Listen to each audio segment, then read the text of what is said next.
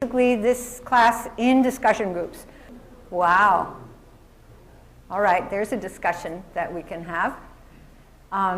Okay, next one. All right. All right. Interesting information, something we rarely get. An interesting distribution. Next question. Wow. This is, you see, it's a long way from my generation. We thought we were liberated, but it's a long way. Wow. That's a very different answer than I got the last time I taught this. Amazing. So interesting. Consciousness is changing. Okay.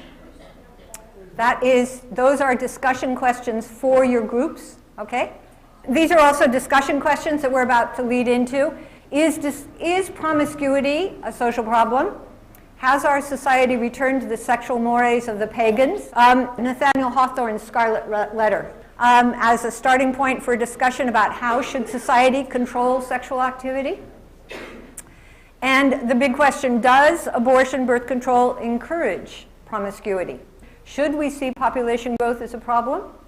If so, how should the problem be addressed? And is abortion part of the solution to the problem? Who should make the abortion decision?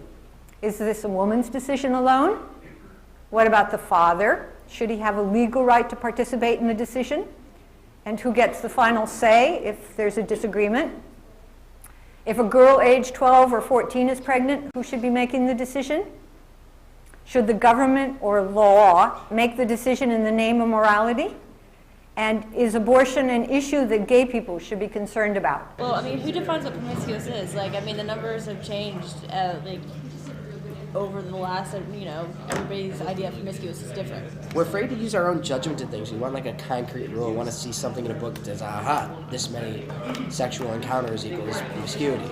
You know, what I see as promiscuous could be like totally different from like what you see from promiscuous. I mean, it's up to the person themselves. I don't think it's an actual like set in stone number. What's the use of labeling anyone or anybody's activity as promiscuous? I don't really see it as a social problem until you get to the point where, like, if you're having sex without condoms, and it's causing like diseases, and it's causing AIDS, and it's causing other things that are going to affect other people now. Yeah, you can have safe sex, but there's always a chance that something can happen. As humans, we are sexual beings. I think as humans, we've always, gone out and did what we wanted to do. But we would keep it hidden. That way we wouldn't get, judged by the outside world. I think, if you have premarital sex, like, it's not a big deal, like, it's okay. Like, when people think that sex means love, it's not just for procreation.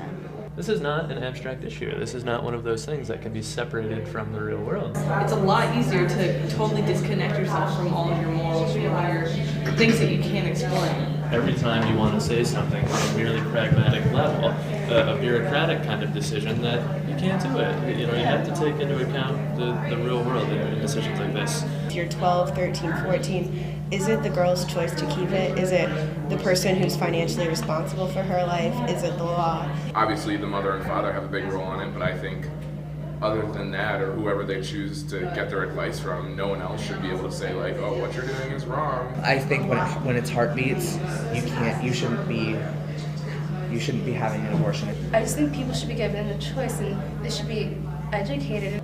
If you're that young and you know you want to keep this life in the world, and you know you're willing to work your ass off to help this child thrive, to help this child succeed, I don't see any reason why anyone should be able to take that away from you. There are some people out there that, like, they don't think there should be abortion laws at all, like, for no matter what. You can't put a law on something that there are so many different ways that it can go.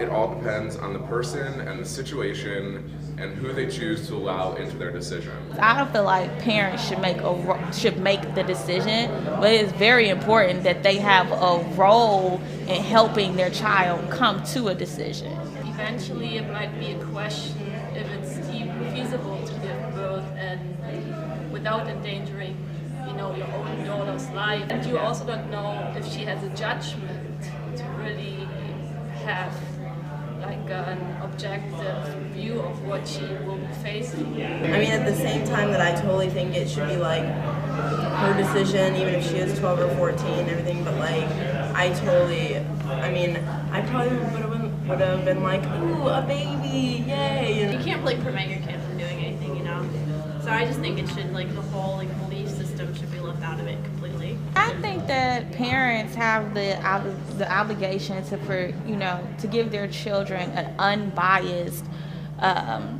look at things. I don't think you should put your own opinions and your own beliefs. You should give them facts, like, this is this and this is that, and let them go from there. I kind of never really wanted to know what my parents did sexually.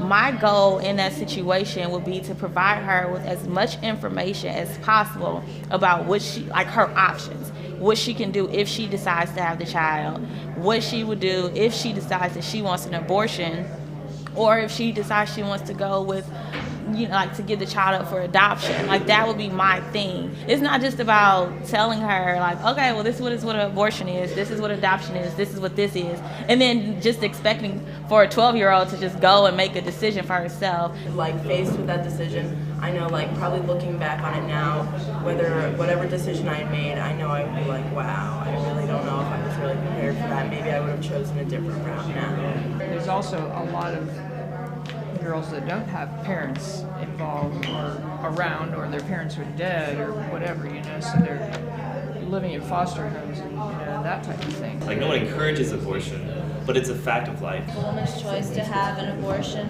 should not affect our society whatsoever, because it is the woman's choice. It's about her. You have to take into account how the man feels too. How do you think it's going to affect him if you have an abortion? What's it matter if you're pro-life, pro-choice, pro-whatever, because ultimately in the end it's not going to be your decision. In the end it's always going to be the woman's decision, and really the debate is whether or not somebody else should tell her she can or cannot do it. Who says you have the right to take a life away? I just don't want to be told I can't have an abortion.